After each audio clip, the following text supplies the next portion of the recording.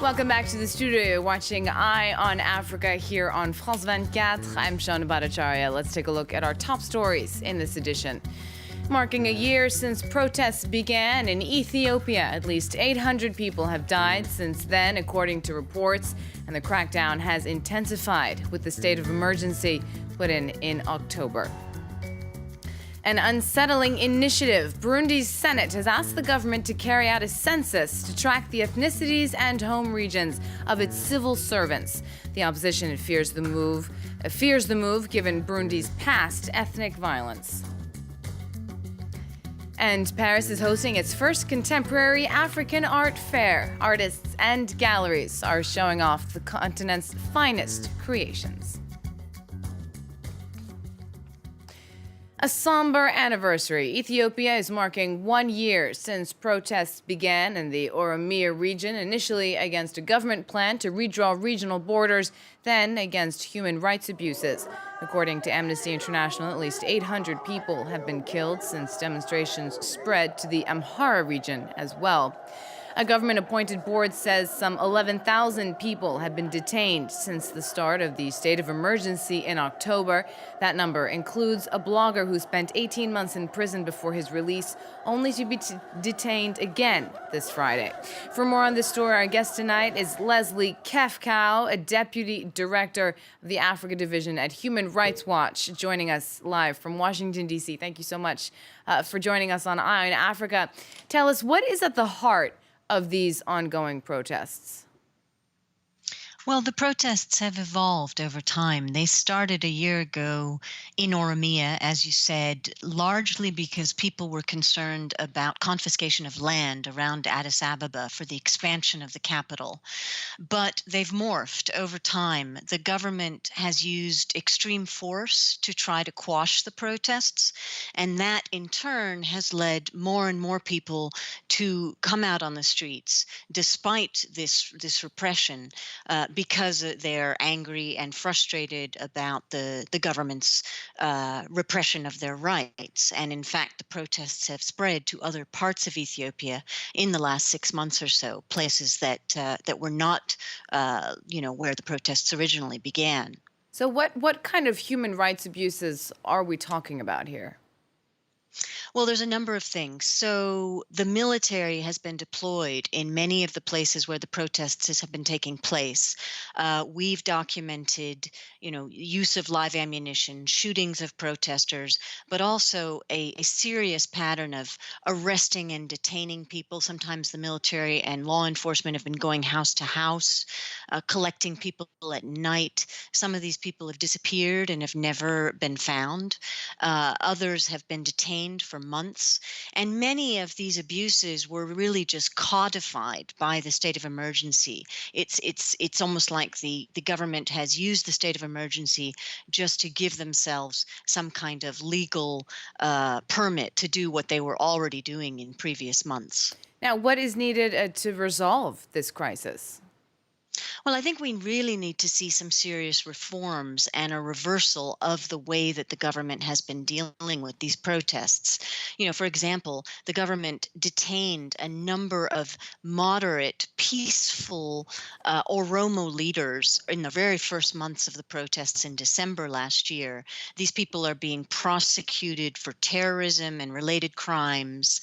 And so it's very difficult to see how protesters can have any confidence in the government when even some of these very moderate leaders have been arrested. There's no one really for the government to speak to who can represent the interests of the protests.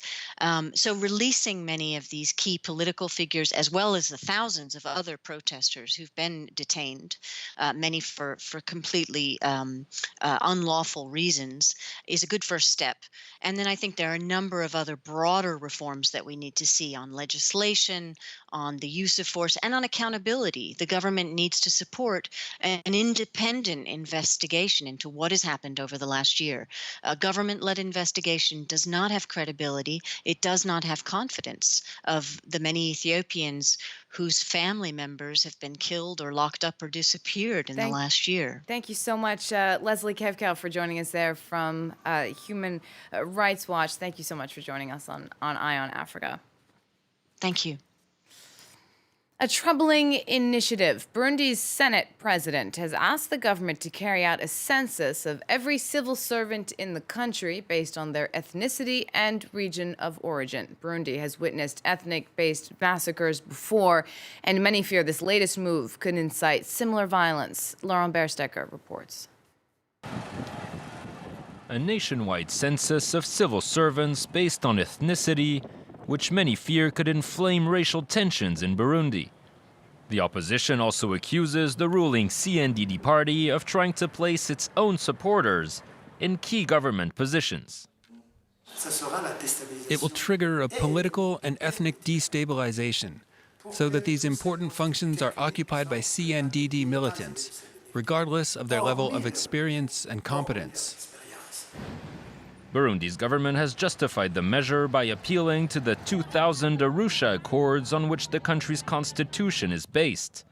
They impose ethnic quotas within the army, police, and parliament in order to guarantee a more balanced representation among the country's Hutus and Tutsis. The Senate simply wants to check if the balances provided by the Constitution are respected, as stipulated by the law. It's completely normal, and people should not be alarmed about this. Many Burundians expressed fear at the secretive nature of the census, which was not publicly announced. They're also concerned about its scale, as it will target every employee on the state payroll, around 100,000 people, a majority of whom aren't legally affected by ethnic quotas. He's the first victim of South Africa's anti-corruption report that targeted President Jacob Zuma and the influential Gupta family. Brian Molefe stepped down from his post as head of the country's state-owned power company, Eskom. The report, released earlier this month, suggests President Zuma made sure the Gupta family won preferential contracts with state companies like Eskom. Molefe says his resignation is not an admission of wrongdoing. Zuma survived a vote of no confidence in Parliament on Thursday, the third vote of its kind in 2016. He led the 2012 coup that sent Mali spiraling into chaos. General Amadou Sanogo ousted then-President Amadou Toumani Touré, accusing him of not doing enough to fight a Tuareg-led rebellion in the north. Now a date has been set for Sanogo's trial, as François Riouet reports from Bamako. It's a historical trial that's been expected for almost 3 years here by many Malians. Former coup leader Amadou Haya Sanogo will be in court on November 30. That's what the prosecutor from the capital announced today. It's a relief for the victims' families, of course, even though the organization of such an event in such short time might be a problem, say the victims' families' lawyer Mokhtar Mariko. We are delighted that a date has been set for the start of the trial, because the victims are really tired of waiting. But there is a problem in terms of organization. Can the prosecution service assure that all the victims and the defendants will be able to make this date? Because we are hearing of some delays. Of course, the victims fall into the jurisdiction of the appeals court of Bamako, but can the prosecution summon the witnesses necessary within the time frame? The city in which the trial is supposed to take place has not been announced yet by the authorities. Amadou Haya Sanogo and his accomplices have been charged with kidnapping and murder on 21 paratroopers, rival paratroopers, after the coup in March 2012. Dropping all charges, a court in Zimbabwe is no longer putting hunter Theo Bronkhorst on trial for failing to prevent an illegal hunt. Bronkhorst had led a U.S. dentist to Cecil the lion, whose death in 2015 caused an international outcry. The lion was popular with tourists and being studied in a research project. Bronkhorst successfully argued the charge against him was vague, but his lawyer says prosecutors can still pursue the case. It's Paris's first contemporary African art fair, also known as Africa, aka the fair brings together artists, galleries, and collectors from around the continent through this Sunday, for those of you in the French capital. Our team went to meet the movers and shakers of the budding African contemporary art scene. Until recently, African art was virtually unknown, or even ignored. but we're finally getting the recognition they deserve on the art market. Jusqu'ici, je pense que le monde de l'art. Until now, the art world in general had a folkloric vision. Aujourd'hui, ils se rendent compte que les. But now they're seeing that Africans can use the different languages of artistic interpretation and navigate the codes of contemporary art. Contemporain.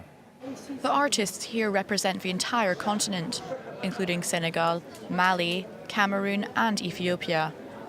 Some have already made a name for themselves. Others are expected to follow suit.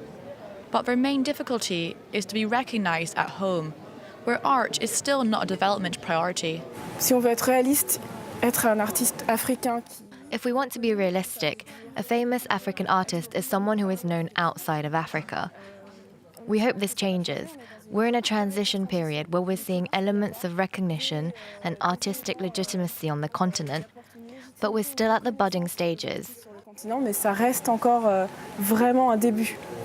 There are few contemporary art museums in Africa, but more and more galleries and foundations are accompanying this emerging sector. Le Cameroun, qui est un pays où finalement il n'y a pas véritablement d'école. In Cameroon, where there are no art schools, there's no government policy to foster artists. And yet we have a large number of artists that are known on the international stage. What we need are collectors. There are very few art collectors on the continent. Very few art collectors on the continent. Très peu de collectionneurs sur le continent. Until a solid art market emerges, African artists will continue their ascent in the world of contemporary art on the global stage. That's it for now. There's more news coming up on France 24.